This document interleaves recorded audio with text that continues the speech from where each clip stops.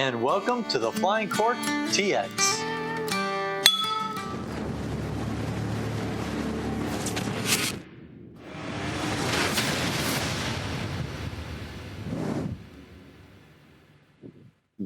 Hello everyone, I'm Tom Briscoe, and welcome back to the Flying Cork TX. Today, on this incredibly sunny and very windy day, I am at the Serrano Winery tasting room in High, Texas, not 2 minutes off of the 290 wine trail. It is a brilliant day today, and I'm going to go inside and sit with Sarah Garrett, the owner and winemaker, along with her husband Brice as well. And I'm going to do a tasting, and we're going to just have a chat about what they have going on here. You ready? Let's go. Okay, folks, I'm sitting inside here at the Serrano tasting room, and I get the pleasure of sitting with Sarah Garrett, one of the owners and winemakers, along with her husband Brice is also here too today. So before we start pouring and going through the tasting, Absolutely. would you like to give us a little bit of a history and where you guys are coming from? Yeah. So we started Serrano, my husband Brice and I, in 2015. But originally we were in Paso Robles, California. Mm-hmm. So we both grew up in the Southeast. So I grew up in Florida. Brice grew up in Georgia. We met when we went to college in Tennessee. Mm-hmm. And honestly, we had no intention of going into wine. It wasn't really in any sort of part of our lives. But my mom lived in California. And so my parents got divorced when I was very young. My mom moved to California and had some vineyard. And so I was there in summer times, but I never really thought about it as a future or a job. And I never really cared about wine.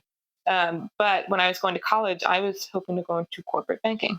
And I thought, what would look really interesting on my resume to try to set me apart from every other college grad going into the corporate world. Mm-hmm. And I thought, working on a vineyard would be really unique. No one else would have that sort of experience on a resume. And so I said, hey, Brice, let's go out to California for a summer. We'll work on this vineyard, then we'll go back to the real world and move on with our lives. And so we did that, and Brice fell in love with it. And I was still very much kind of viewing it as just a resume booster. And for the entirety of our senior year, it pretty much was just trying to convince me I wouldn't be ruining my life by becoming a winemaker and give it a shot, because it's just what an opportunity, Mm-hmm. He basically said, if it sucks, we can leave, but just, can we try it? And I was like, okay, I know nothing about wine, but let's just try it, I guess. And so we moved out to California about 2 weeks after graduating from college, and just started working at a larger custom crush facility kind of on the ground floor. We started topping barrels, literally cleaning the floors, and trying to kind of learn what this was. Mm-hmm. We very quickly realized there weren't many young brands. And, you can feel very alienated. I think it's like early 20s, wine drinker. Wine's not always aimed at the younger generation. And if it is, it's kind of cheap, just party wine. I don't know. There's not really this blend The of sweet wines. yeah. It's like we wanted, like, why can't we have really high quality wines that were still, approachable enough for a new wine drinker? Mm-hmm. And that's when we got the idea to start Serrano. And so that's when we I like that thought process, even for us older wine drinkers. yeah. Yeah, I Still think, works, yeah. we never want anyone to feel alienated by wine. Mhm. It's something to be enjoyed and shared. Mhm. And if we can help make it more welcoming and inclusive, that's always going to be the goal. Mhm. And so that's what we set out to do. And we started with a cab. I mean, basically, we wanted to make a big, bold red that was really easy to drink and approachable, that someone brand new to wine could enjoy. Mhm. And that started the whole thing. And so we were 22 when we started the brand officially. Really didn't know kind of what we were doing, I would say, but just trying to figure it out. Right. And then we opened a tasting room in downtown Paso Robles in 20, goodness gracious, 2018. Mhm. And we were, 25 years old.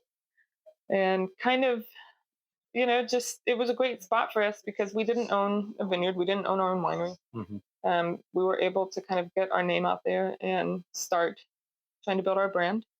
But after a few years, we had a hard time kind of viewing a, even more of a future, especially not owning anything out in Paso. Mhm. And we both, like I said, grew up in the Southeast. We knew we weren't going to die in California. It was always going to be a goal to get closer to family again. Mhm.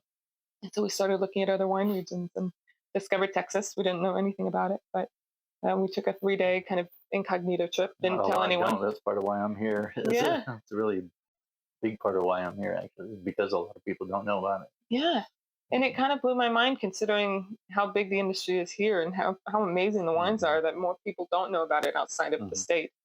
And so when we discovered this area, we just immediately fell in love with it. And the people were so welcoming to us and just like, yeah, Mhm. we want more. Like, let's do it. And so Mhm. we decided to come to Texas. And Mhm. we didn't know our timeline. We just basically thought, let's start looking for land, but also let's start making wine. So actually, one of the wines we'll taste today, we started working on before we lived here, before we Mhm. even owned the land here.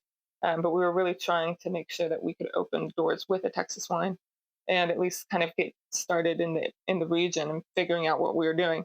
And then unfortunately, COVID happened, but fortunately, it allowed us to buy this piece of property. We just kind of started going from there. We didn't have a plan. We didn't have a set idea of what we wanted to do. We just knew we wanted to get here, and we figure it out from there. So Mhm. we moved here at the end of 2021, and we've been growing our Texas program since.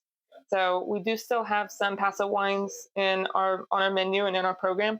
The Mhm. last vintage of our Paso wines was 2020. That was our last vintage we made there, and we're just starting to release those wines now. But I'm really thankful we've had those wines. It's allowed us to grow our Texas program. I say gracefully, not feeling rushed to present something too early or feeling any pressure to have more wine. So Mhm. we do have a mixture, but yeah, so far it's been going great. Mhm. We've been making different wines here in Texas than we did in California, which has been a lot of fun. I didn't want to make the same things. We did Syrah and Cab and Petit Verdot and Cab Mhm. Franc, and they were fantastic, but I wanted to do something different. So Mhm. that's what we've been focusing on.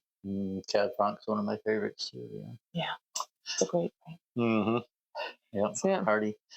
So what is this? What are you sharing here? And this first up this is a sparkling orange muscat. Now it Mhm. is fermented completely dry.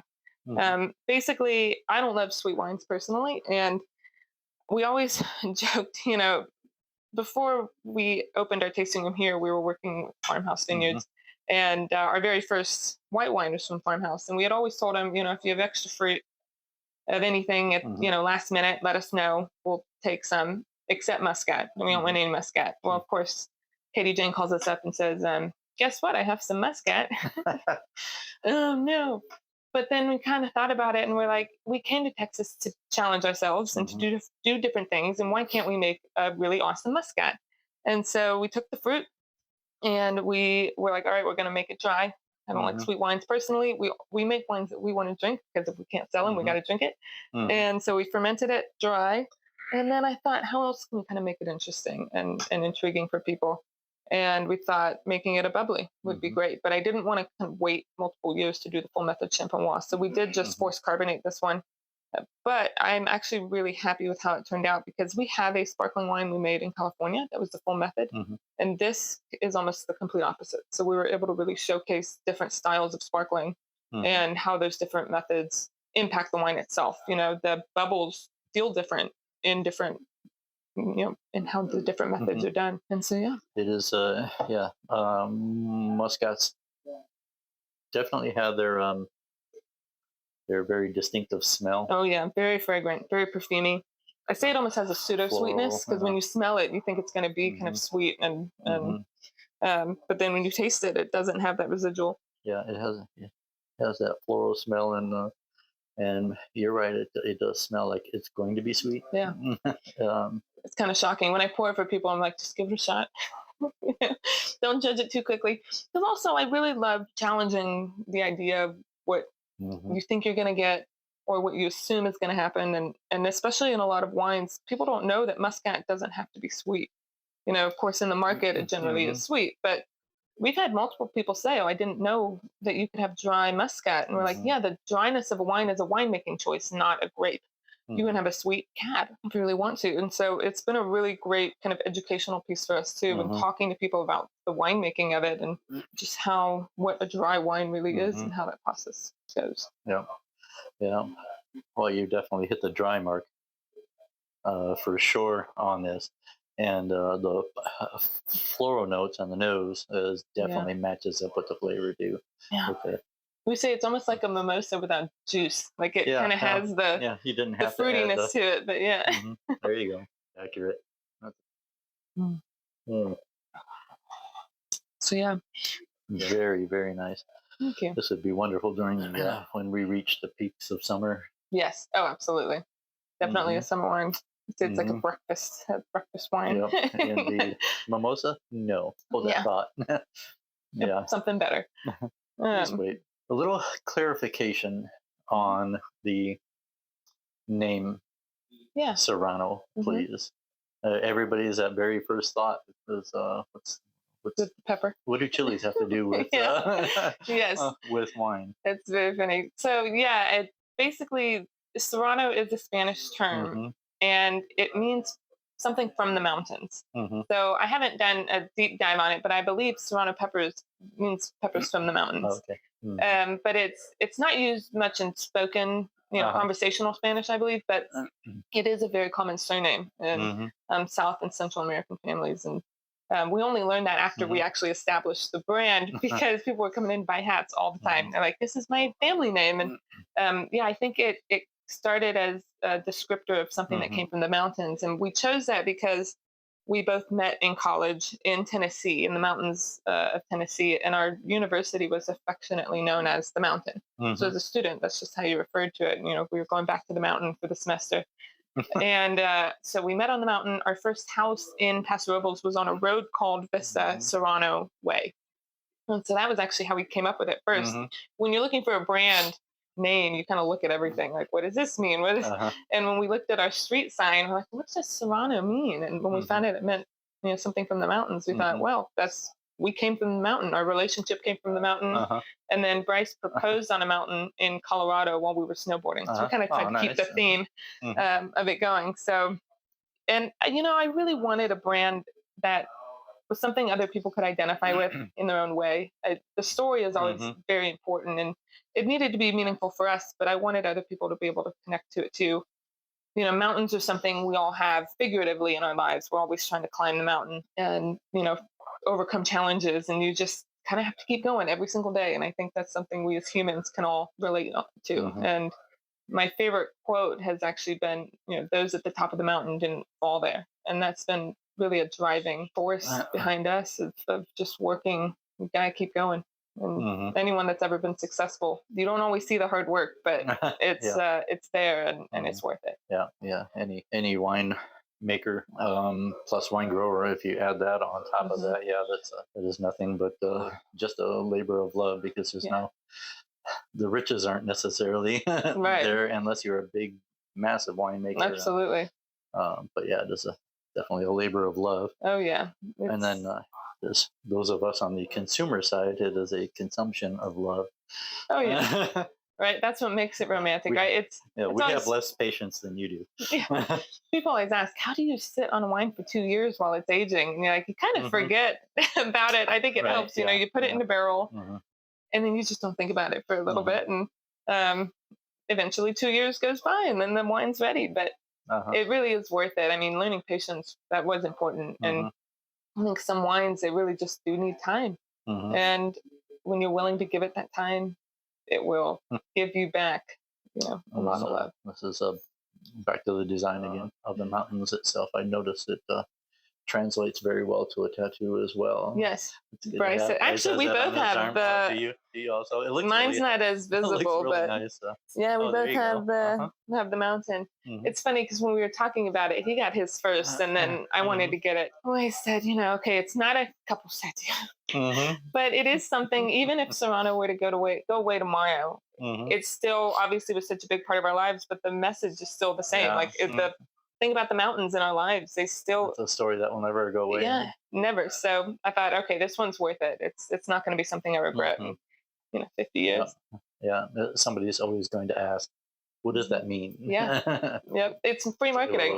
There, yeah. Well, I wonder if we wrote off. I don't think we wrote off the tattoo. That would have been smart. Yeah, right. Marketing expense. Mm-hmm.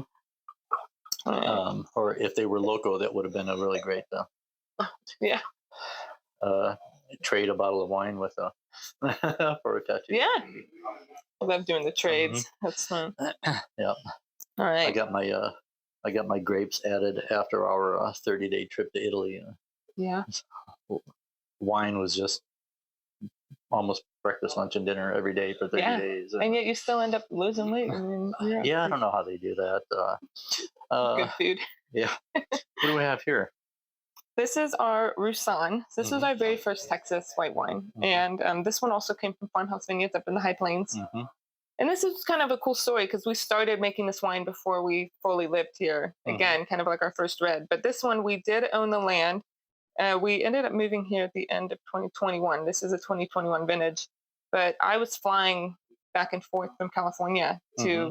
to, make this wine. So I flew in for the pick of this, and then we drove it down to Hilmy. So Michael Barton was very generous in allowing Hmm. us to make this wine in his facility that year Hmm. before we kind of knew where else we were going to land. Hmm. And yeah, I mean, I love white Rhone varieties. We didn't make Roussan in California, but we made Viognier. Hmm. And I just fell in love with the Rhone. And I also really love kind of fuller bodied white wines, not full on butterbomb Chardonnay, but Yeah. creamier Hmm. oaked whites. That's just the Hmm. style that I really fell in love with. And so So when we decided, malolactic fermentation, but yes, without the oak. Hmm. okay, yeah, so I like both. I mean, we Yeah. do, yeah, like let's Hmm. go big and go creamy. Hmm. And so this was the style we made our Viognier in California. And so Hmm. when we came here, I thought I'm not going to completely change my entire program until we really figure out what we're doing in Texas. Let's just make it the same way. And so we did a barrel Hmm. fermentation, malolactic Hmm. fermentation. We stir the barrels once a week, stir the lees in the barrel, Hmm. and that's what gives it even more of that creamier mouthfeel. Hmm. And I just love, the end result. This is really, I know a lot of people say it, but kind of a red wine drinker's white wine. It has the mouthfeel of a red wine. Hmm. It's lower in acid, so it's not sharp. You don't get any bite to it. And I also don't like serving it super cold because Hmm. of that. I think it shows really well almost at red wine temperature. I do say it's personal Hmm. preference how you drink it at home, but when we're serving it, we serve it a little Right from the bottle. closer to warm, straight from the bottle. Truthfully, that's how Brice will drink it in our living room. Because Yeah. oh yeah, we have a few photos See of the that. picture up on the wall? Yes, Great pose. that became kind of not on purpose, but it became like part of our marketing early on. Um, Kind of, it started as almost a joke, but then it really turned into wine shouldn't be snobby, and if you want to drink it from the bottle, Thank you. Yes. why should you not? I mean, Hmm. it doesn't need to be something that is Hmm. unapproachable. And Yeah. wine is fun, and where you share it with people, and it's to Hmm. have a good time. And so it almost became kind of a little bit of rebellion Hmm. against the just the stodginess sometimes Yeah. that can happen in wine. And so yeah, we do have quite a few photos of drinking from the bottle. Hmm. Um, yeah, but that was Um, how it happened. the yeah, a great wine. If you have nothing else, a red solo cup is gonna work just fine. Yeah, yeah, It will. absolutely. I mean, when we're in the winery actually doing our blending, I mean, we use red solo cups. It's Mm, practical. I don't want to have to do all these dishes. yeah. um, Hmm. and so red solo cups are a very effective tool in a winery. They don't Uh-huh. get enough love, but Hmm. they are absolutely necessary, I think, for winemakers. So Hmm. yeah. Nice. Mm. I think you're very accurate. This is a red wine lover's white wine. It's a full-bodied Yeah, it has white. weight to it. Hmm. And I think a lot of times when people don't like white wines, it's not always the flavor. I think it is more the Hmm. mouthfeel. Hmm. And so being able to make a white wine that has more of a red wine mouthfeel, and I Hmm. think it usually is the acid component, having a little bit higher pH, it just kind of Hmm. softens out that bite that you get in your throat. Hmm. It's closer to red wine Hmm. chemistry almost. And so we've had a lot of positive feedback from more red wine Hmm. drinkers on this wine because of that, I think. And, Yeah, this could become easily one of my new favorite whites. oh, well, thank you. And part of it, I think, That's came from beautiful. is I didn't love super crisp acidic whites. I'm really sensitive to harsh acid, Yeah. and so that's kind of how we developed the style and why we fell in love with wines of this style. Hmm. It was I just didn't like a lot of white wines when I was getting into Hmm. winemaking, and I was very frustrated. But then we discovered Viognier from Condrieu in France, and specifically, the wine was La Dorian, which is from Gaugal, and it's very expensive. So we thought, instead of trying to buy this all the time, let's make our own. and that was the wine we modeled our Viognier after, Mm-hmm. and now the Roussan. And so yeah, it was just really a journey of me finding a white wine I loved Mm-hmm. and just kind of recreating it. Other That's people have found they love it too. definitely delicious. Mhm. Mm. It's spotted. Now the first one, obviously, that one really stuck to the floral side, and that is just a very pretty wine. And this one here, is a red apple. Mm. And I It finished should mine just, with, so it's not really, yeah. definitely not a green. It's fruit without without that bite to Mm-hmm. it. And usually like a nuttiness, will come through on Roussan, especially Mm-hmm. with some oak in there.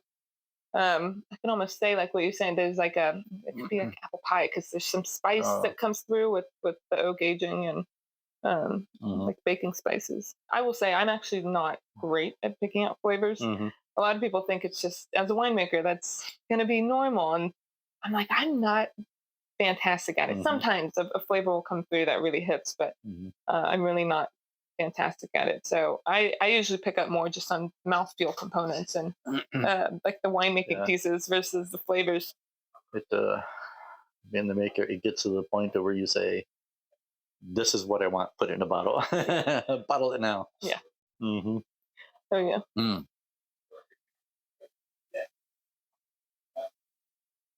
Mhm. Mm. That's good. So this is kind of a fun blend. I love the color. Mm-hmm. It's our newest Texas release, Mm-hmm. and we named it Turbulence. Mm-hmm. Um, I just honestly love the name. There wasn't super Mm-hmm. deep meaning in that one. Um, Basically, it came down to turbulence is everyone. If there's turbulence in your life, it's only for a short time, and then Mm-hmm. it goes away. This too shall pass. Yes. Yeah. And when we moved to Texas, it was a pretty tough time for us. I mean, we had to go about 9 months without selling wine because we had to get permits and licenses, Mm-hmm. and there were moments where we thought, is this a sign? Is this God telling us that we shouldn't be in this? We really Mm-hmm. kind of questioned, is it worth it? Is are we supposed to be doing this? And so it was kind of a turbulent time, and that's kind of why I wanted to name a wine this because Mm-hmm. I thought it was just a good message and a good story Mm-hmm. that you get past it and you keep going. But with this one though, too, it's a very interesting blend. I mean, we didn't really have any plan with it. It was just kind of what we had in barrel, but it's 65% Tempranillo and 22% Cabernet and then 13% Roussan. Mm-hmm. And I wanted to make a red that could be chilled like a white wine Mm-hmm. in the summertime. We make pretty big red wines, especially coming out of Paso Robles. Our reds are pretty big and bold, and we didn't have a lot of lighter options. But you live through a few Texas summers and realize that it's good to have some reds that are a little bit lighter and brighter. And we wanted Mm-hmm. to have something that you could put in the fridge like a white if you wanted to, though you Mm-hmm. don't need to. We are serving it right now at red wine temperature, being Mm-hmm. wintertime, but I like having options. I think people should Mm-hmm. be able to drink wine how they want. Outside of that, you do you. It shouldn't be that many rules. But Mm-hmm. we added in 13% white wine to kind of brighten it up and give it Mm-hmm. a lighter body to it. But also you do get a bit of the creaminess from the I was Roussan. just gonna say there's a Yeah, little creamy because we made the finish there. Roussan separately as we did Uh-huh. our previous Mm-hmm. vintage. The Roussan was 2022 in this one. Mm-hmm. But it had that same technique, so it has a really creamy mouthfeel, and you get a hint From of the that in oak. this wine. Yeah, the oak and Uh-huh. the Mm-hmm. stirring of the barrels, Mm-hmm. and so yeah, it's just kind of a Yeah. unique blend. But Feel the oak, really, really nice tannins that are there as well. Mhm. I just make you pucker a little bit. Yeah. But this is, you can definitely feel and taste the oak that's there, but Mhm. not. This is not new Yeah, oak, is it? What are you it's using not on this new, one? but it's not used yet. Mm-hmm. These barrels would have been twice used French Mm-hmm. oak. So I mean, Oh, French still oak. within like 3 or 4 years Mm-hmm. of new. So Yeah. you're still going to get some flavor, but it's Uh-huh. not going to be overpowering. Right. Um, It's not the vanilla bean right. And honestly, bombs. I mean, Mm-hmm. I love oak, and you'll see pretty Yeah. much all of our wines are oak aged.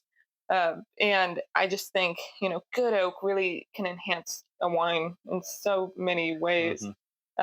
However, you never want to overpower it. You still want Hmm. the wine to shine Yeah. through. So that's where, yes, using Hmm. closer to neutral oak, though without going too neutral. Personally, I still Hmm. like some of those oak flavors and those Yeah. spices and the hint of vanilla, and um, I Hmm. just think, yeah, it really enhances the wine, and it really adds to the mouthfeel too. I think that's always, as we started Serrano, it was for approachable wines. Hmm. That's our priority in our winemaking. Flavors are always going to vary, wine to wine and year Hmm. to year, but how a wine feels when it goes down, it's a very simple concept, and yet that's really what we try to focus on. Because if you're distracted by something, whether it be really tart or biting, or too tannic, or there's a lot of range, but if you're distracted by how it feels, it's Hmm. harder to appreciate it, I think. Hmm. And so we really try to just make everything really smooth and gentle going down, and the oak really helps with that. It's that micro oxygenation that happens through oak aging, Hmm.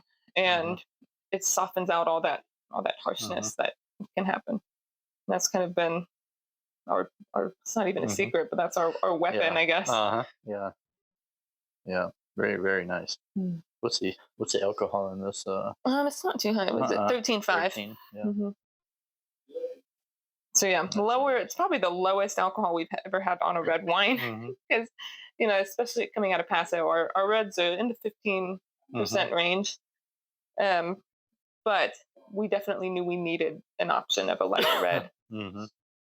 The getting down a little bit farther here, and even on the nose, the creaminess is coming through now. Hmm. Uh, Yeah, much more. it's like just enough that Uh-huh. you definitely taste a hit of that Roussan, but it's not overpowering the other grapes. Hmm. And we just wanted to make something interesting. I mean, kind of like we said before, Hmm.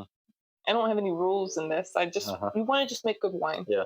And from there, I don't really care how it ends out. If it ends up being a 50% white wine, then Hmm. let's do it. Yeah. It's more opportunity to talk about it and Yeah. educate and just, yeah, It's break definitely down. it's definitely not where you want to be, but there are some wineries out there that do make bad wines, and yet they still succeed. Yeah, yeah. It's like with it's, anything, it's right? very There's some range. yeah. Not any of that around here, but Yeah. but No, yeah, I've I been mean, there. and that's the thing though too. There really This is is. no wrong answer, of course, Hmm. in wine. And that's why you kind of have to make it. Uh-huh. You can't make it for anyone else, because Hmm. someone's not going to like it, and you Yeah. have to really kind of believe in what you're doing. And Yeah, you have to know your style and what you like, yeah, and that's what you want to present to yeah, people. and you have to have a thick skin with Uh-huh. it, because a lot of people Hmm. like to tell you when they don't like it. Mm. It's like, all right, well, it's okay. Uh-huh.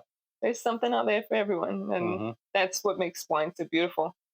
It really is sad when people get so critical and mean about it, because it's Yeah. just we're just trying to have a good time here. Okay, probably not a question I would have put um on my list of things to ask, especially live. But what is the have you had some pretty serious Like, negative? yeah, I'm yes. not I'm not seeing or feeling why, but Well, there's always just the piece of hmm. moving here, California, that leads to a Oh, lot of okay, now. opinions. Hmm. That Hmm. was kind of the first one, Yeah. and we Admittedly, knew, Texans do love Texas. yes, So. and we never wanted to Hmm. try to Hmm. impact that, Right, right, or right. negatively. Uh-huh. And what helps though is, I think, once people start talking to us, that kind of falls away. They realize, we Hmm. really do believe in Yeah. this region, and we're Hmm. we're making Texas wine, and And we really just, obviously good ones. yeah, well, we're Hmm. doing the best we can. Hmm. We really just want to make the world a better place, even Hmm. in a small way of just making, bringing Yeah. a little happiness to someone's life. And um, it's we knew it was going to be a challenge, and it's helped us kind of Hmm. prepare for it. I think mentally we had to Yeah. kind of be prepared for a little pushback, and it happened. But it still happens in moments. There are times where people, like, just because we have California wine, they don't Hmm. want to support us, and um, it can be It, frustrating, but it's just mhm. part of the No, you're process. making a And great Texas wines, and your California wines, the ones that you do have on your tasting menu as mhm. well. Those are actively being made for Serrano, or are those still what you had left from California that you have Yes, on your list, it was or what we had how? left from Okay, California. So okay. basically, we moved Uh, here with uh-huh. about 70 barrels of wine, and so we still Uh, had to finish that wine out, and we bottled it just last year. So I mhm, mean, it we have about 9 new Texas wine, not Texas. I'm mhm. sorry, 9 new California wines that we made when we were in California, but we just Okay. bottled here. So Uh-huh. that's one piece is we haven't made any new California wines since Mhm, moving here. mhm, Excuse me, but we are still releasing the wines that we moved here with. We were kind of mhm, at our largest when we moved here, which was not on purpose, but it took mhm. 3 semi trucks to get all our stuff here, which kind of blew my mind. It was Wow. not intended to be that way, Uh-huh. but we did just, yeah, we had Oh, a wait, just wine significant or amount, is it just everything? wine, Okay, geez. 3 semi trucks of wine. Yeah. Mhm, Um, that was a very interesting thing because I'm mhm. thinking we're still a tiny winery. It's just us. We don't have any Yeah. employees, and yet somehow it adds up. Mhm, Granted, barrels are not small. mhm. That was a process, but yeah, we did move here with about 1,200 cases in barrel, and then about Uh-huh. 2,000 cases that were Mhm, bottled. And so we've been working through that. But like I said, it has allowed us to grow our Texas program mhm, in a way that's still reflective of our winemaking mhm, and the quality that we really want to present. mhm.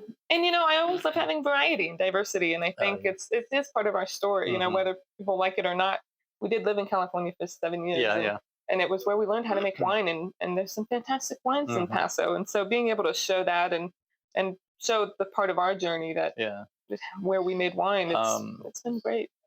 yeah, it's I mean, and I understand, like I said earlier, that, Texans love Texas, but the wine industry it's a global It thing, no is, matter how you look at it. yeah.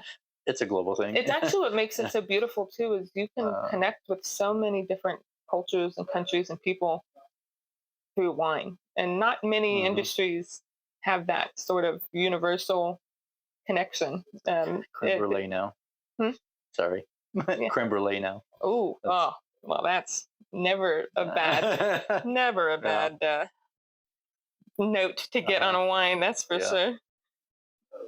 We were in here. It's been definitely a good couple of weeks or so Mhm. since myself and friends, when we came in here, we did taste your California wines at that Yeah. time, and California is pretty known for the new oak, new American oak, and Mhm.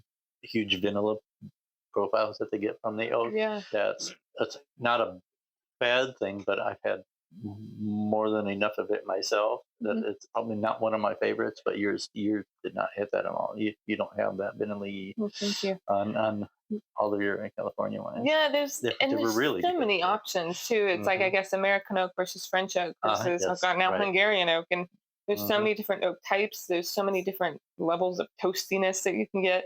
Hmm. We at least just found that our perfect oak program is French oak, and it's a Hmm. mixture of new and slightly used, Hmm. and kind of mixing it together allows us to get oak flavor without overpowering the wines. Hmm. Because, like I said, I mean, yes, oak can really enhance a Hmm. wine, but you never want it to just be. You don't want to feel like you're eating an Hmm. oak tree, Right, right, yeah. in my opinion.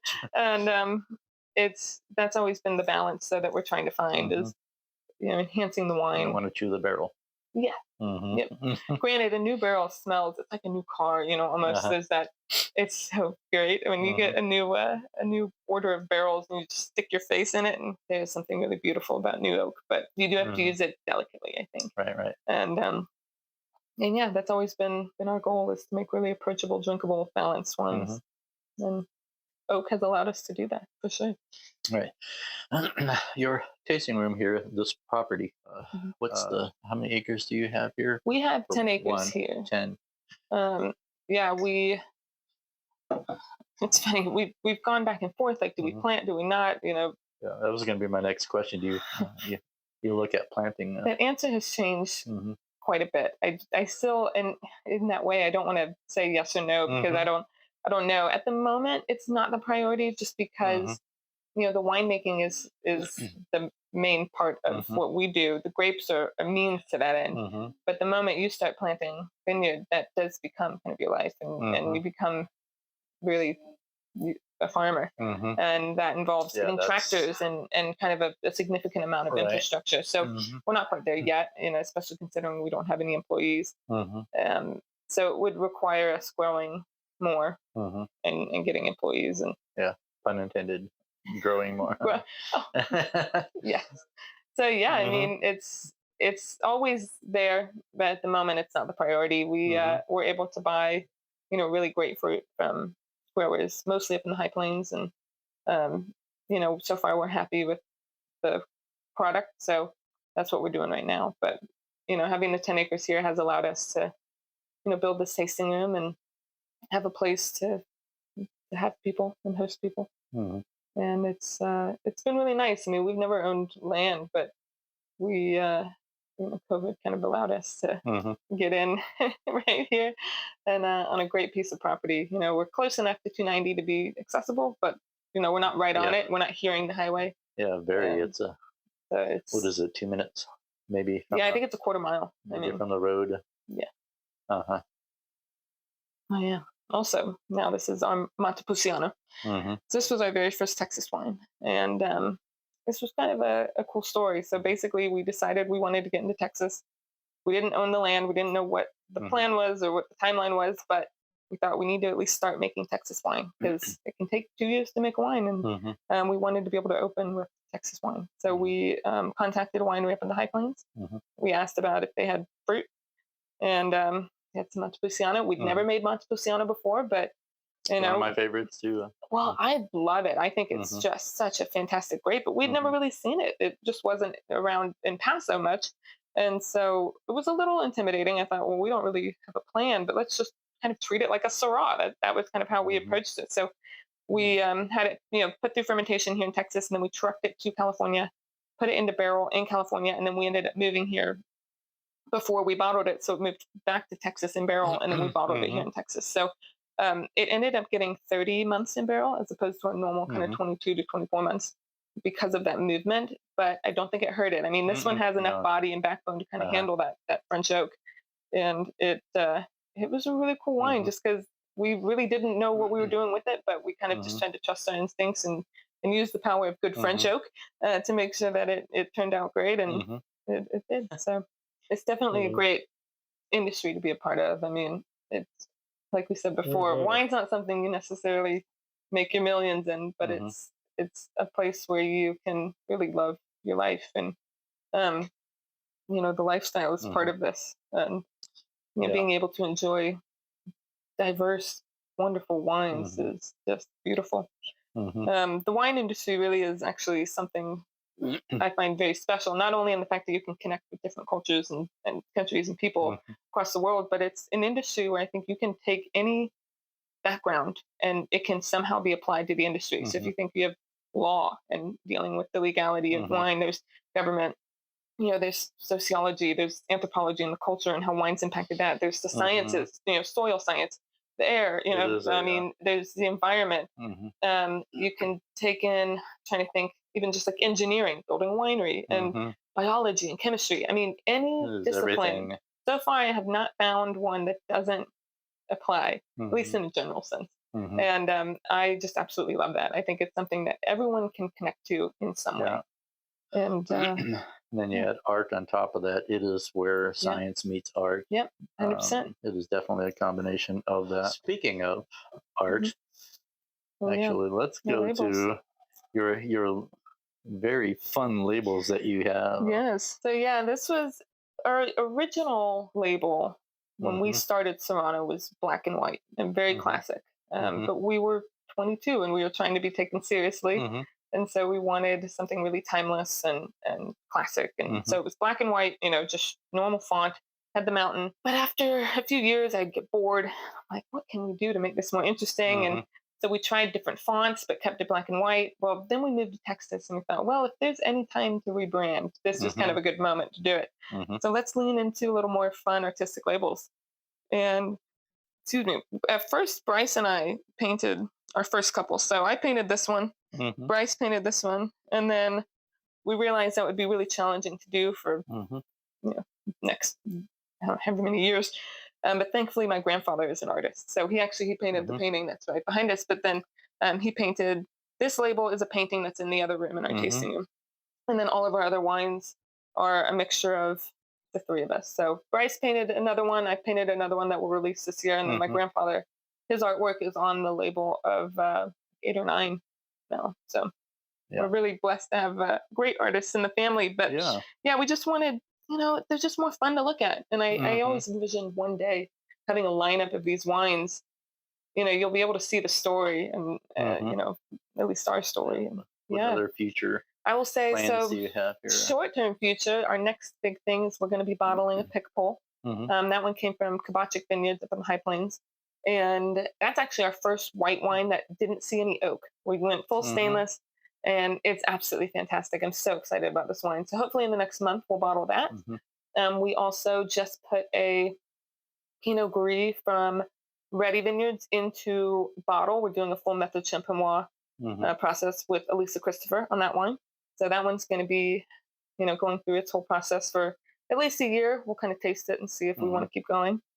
And then in barrel, we have a Marsan, a Viognier, a Barbera, and a Saguantino. Hmm. So I'm really excited. We just tasted the Barbera last, it's 2 weeks ago, and it's fantastic. I'm Hmm. so excited about that wine. And You're Saguantino is going to need some time. you're That's pulling very out some nice tannic. Italian Very tannic. Well, grapes I just there. think after this Montepulciano, I thought, the Italian varieties are really hitting. They're just hitting the spot for me here in Hmm. Texas. So we're really leaning into the Yeah. Italian varieties, and so far I've Hmm. really enjoyed them. I mean, Saguantino is such a kind of a random grape. It's not really seen much, and I never saw it in California. Hmm. And I, when we had the opportunity to buy that, I thought, yeah, like let's do it. I want to make really different grapes, and I really love tannic, big dark reds, and Hmm. Saguantino is, really tannic red Hmm. grape, and so that's going to be one that's in oak at least 2 years. It might get more depending on how it's Hmm. aging, but with that tannic structure, it kind of needs some time to soften out. Hmm. Is that your favorite? Going to be your favorite red grape? I don't know. Well, I What guess we'll is your see how it favorite goes. grape? I always my favorite probably Petit Verdot Yeah, Petit Verdot. total, but Okay. it's in that family, right? Of big, And inky, dark, yeah. like Uh-huh. intense red wines. Hmm. But we made Petit Verdot in California, and I would say if we were to, cross over on a red, Petit Hmm. Verdot would be one I would love to Hmm. make here. We just haven't found it yet. We're really small in terms of our production, so Hmm. it has been. We're working on getting vineyards and in those contexts, but Hmm. Petit Verdot is definitely generally my favorite. And I don't know. It also is asking like, oh, who's your favorite child? It can change day to day. You're off to a great start. Thank you. Obviously, and it's even, you said you started in 2015. Yeah. You've been playing your cards right and reaching out to the right people, obviously. Yeah. And um, how I discovered you was that interview with Yes. Amy Nemick with Texas Wine Lover. Yeah.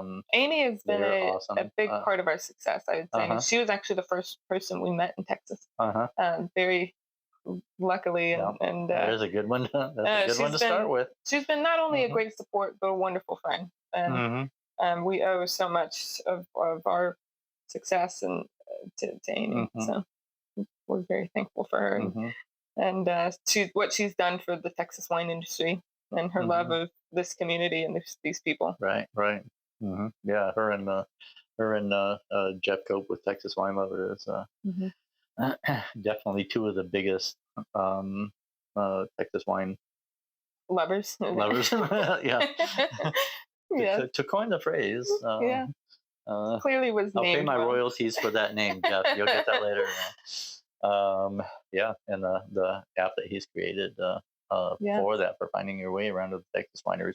That's another absolutely. amazing tool. It really is. I mean, it's you Um, just don't see that much in other wine regions. And okay. but it's funny, that's how we met her, was through Hmm. perspective. So Yeah. when we visited Texas for the first time, we reached out Hmm. on Instagram because we thought it was a winery. And that was usually Hmm. kind of our MO, was when we would go to a new region, we would reach out to wineries in the area Hmm. to just try to connect with someone. And so we messaged Amy, and she was the first one to respond. And Hmm. so it just kind of worked out. We met her the Yeah. first day we visited, and when I say that it just things felt right when we Hmm. visited, it was a large in part to Amy, Hmm. and the how wonderful she was, Yeah. and Hmm. bringing us into her kind of family. And I Yeah. mean, that's what Yeah. makes wine fun. There's just, like I said, there's And no even right answer. There's no wrong answer. right. Every region has its own beauty to it. Hmm. Yeah. And even within the state of Texas, as big as Texas is, Mhm. we have 8 ABAs, Yeah, wine growing regions yeah, here, that is definitely going to grow. and they definitely have their styles as well. So I'm anxious to get. I need to get up north to where where the vineyards are, like Yeah. Reddy and McPherson Hmm. and Newsom, of course. Yep. Oh I yeah. want to get up there and see the vineyards where all the big growers Yeah. are taking place. It's a lot of fun up Hmm. there, and yeah, I mean, just looking into the distance and seeing just miles of vineyard, and Hmm. it's amazing. And I mean, they're doing a great job up there with the Right. quality of the fruit coming off. And I mean, it's very exciting. Texas has a very exciting future Hmm. um, in wine, and Yeah. it's we really, part of the reason we wanted to come here was we wanted to be part of a region that was Hmm. still growing, and Hmm.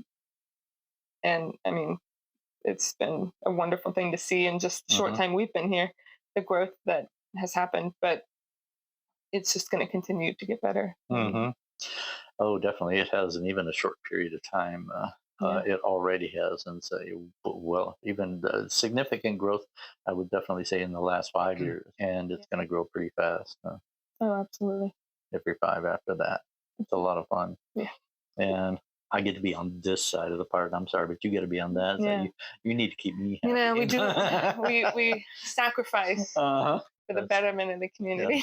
I thank you for your service. Absolutely. Anytime. Anytime. I definitely want to say I know there's no wine in here, but Would you like another splash? yeah, let's do another splash because Let's see. you can't toast our cheers on an empty It's very on an true. empty glass. It's just a little. Yeah, it's with Mhm. superstition, it's bad luck. It is.